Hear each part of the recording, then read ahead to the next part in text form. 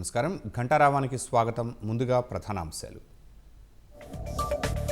సమర్థతకు పెద్దపీట వేస్తున్నామన్న ముఖ్యమంత్రి. నిర్దిష్టమైన ఆలోచనతో ఏదైనా సాధించగలమని వెల్లడి.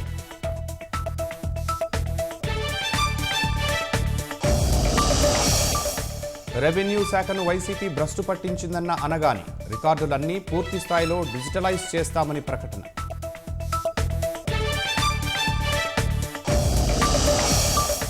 మెగా డిఎస్సి తుది ఎంపిక జాబితా విడుదల. ఈ నెల 19న నియామక పత్రాలు అందజేయనున్న సీఎం.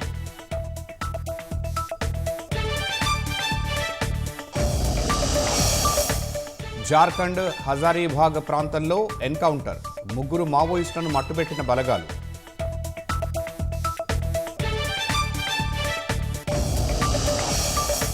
భారతీయుడు నాగమల్లయ్య హత్యపై ట్రంప్ విచారం. క్యూబన్ అక్రమ వలసదారుడు ఈ దారుణానికి తెగబడ్డాడని వ్యాఖ్య.